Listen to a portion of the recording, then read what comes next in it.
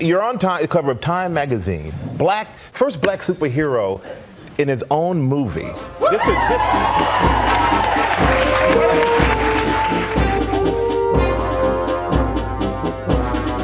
First black superhero in his own movie. This is history. Beautiful. See that happen here as well. You mentioned all these Black Panthers. One of them, Camilla, has a question for you. Uh-oh.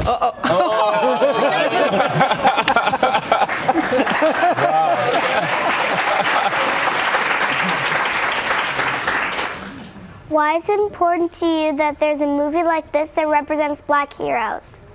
So they're spoon-feeding tribalism to black people. Why do white countries spoon-feed tribalism to minorities? Well, the reason they do it is because white people in power are not worried about black people. White people in power, you know, white liberals, the elitist liberal class, they're not worried about Hispanics. They're not worried about, you know, Muslims. They're not worried about any minority groups from taking power away from them. White liberals are only worried about one group of people. That's other white people. Black Panther is the first black superhero movie with a black director and a primarily black cast. I will tell you, I had the honor of seeing your film last week. I want to move to Wakanda. Let's go. It was so beautiful. That's why the establishment in white countries supports minority groups. With Black Panther, for example, is a great cultural example recently. Black Panther is basically alt-right. Black Panther is Wakanda. I can't believe we're even talking about a fictional freaking place, but Wakanda, culturally, what it represents as a comic book story, Wakanda is basically an ethnostate. It's a KKK's dream, basically. KKK members would love to structure their own white civilization the same way Wakanda structures theirs. Strict, you know, isolationist policies, worry about your own people, you know, completely isolate yourself from other people. What I love is that communities all over are taking tons of children to see this movie. It's so important to take these little brown girls and boys to see a superhero that you know, it looks like them. And there is a video that has gone viral when the kids broke out dancing when they found out that they were being taken to see Black Panther. You guys got to see this video. Take a look. I never knew. Let's go.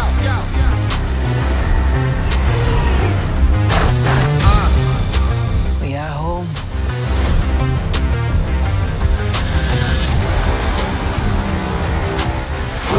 My son, it is your time. Why do these double standards exist? Why is it that racism is such an evil, terrible thing, and if you ever caught saying or doing anything racist, your life is basically over?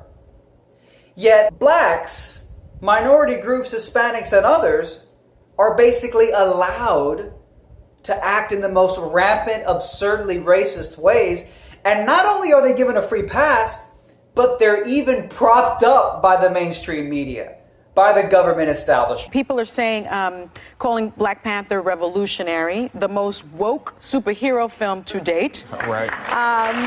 And especially at a time when our president makes derogatory comments about non-white countries. When democratic policies fail, you're racist, you're racist, you're racist. They keep saying it. It's the last refuge of the discredited Democrat politician.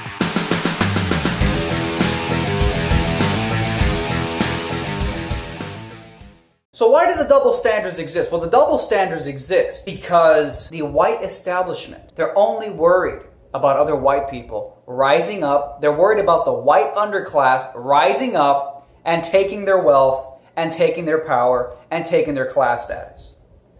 So that's kind of like the irony of how this whole thing works, is that they don't even take blacks seriously enough to consider them as a threat. So if you're afraid of white people rising up, how do you oppress, how do you make life harder for lower class whites? You spoon-feed tribalism to blacks. You spoon-feed tribalism to minority groups. You say, it's okay for you to be racist. It's okay for you to collectively organize along racial lines. So basically what happens is the white liberal establishment basically weaponizes minority groups against the white underclasses. Why is it important to you that there's a movie like this that represents black heroes? The white liberal establishment knows that their greatest threat is not blacks or Hispanics or Asians. This is how racist these white liberals are. They, in their minds, know. They believe that the blacks and the Hispanics and other minority groups are nowhere near as big a threat as other white people. Because the white liberal establishment, they're like, damn, look at all this power we got. Man, I mean, I guess we white people got tons of power. We're pretty incredible. So they look down at all the other fucking white people beneath them, the white underclasses, and they think, damn, I don't want those white underclasses to rise up. We got to find a way to hold them back. We got a great idea. The white underclasses, you're not allowed to collectively organize along racial lines.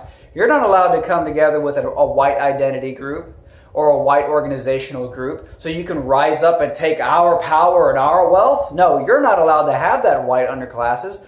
But the minorities, they can have it. You better not be racist, white people. But if you're black and you want to align with the Black Lives Matter movement or all these other absurdly pro-black racist movements, you're allowed to do it.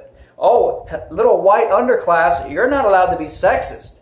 But if you're Muslim and you believe in the Islamic faith, you're allowed to bring all these very retrograde, non-Western, non-feminist values with you, and you're allowed to have it. But Mr. White Underclass, you're not allowed to have it.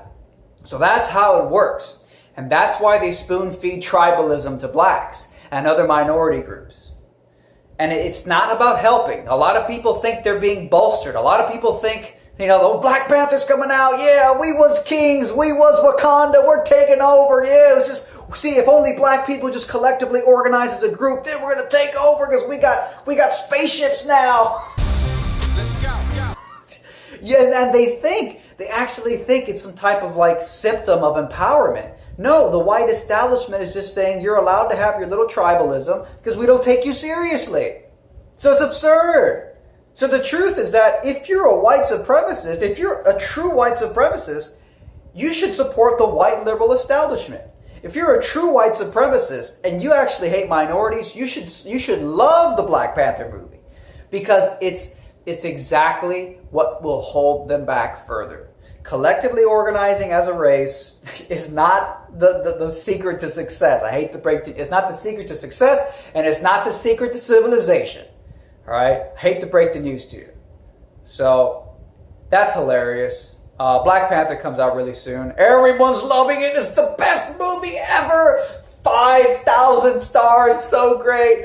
People have no complaints. Everyone's afraid to have an honest negative opinion because they don't want to be called a fucking racist for not liking a fucking comic book movie.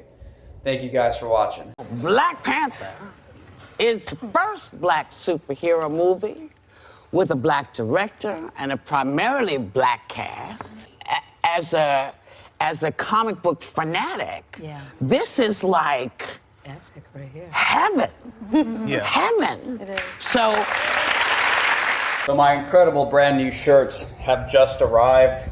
0 fucks given. We've all seen those videos of cats knocking over things off the edge of a table. These are actually now available. I'll put a link to them in the description below. And yeah, it fits pretty nicely. 0 fucks given. Links to these incredible shirts are in the description below. Take care.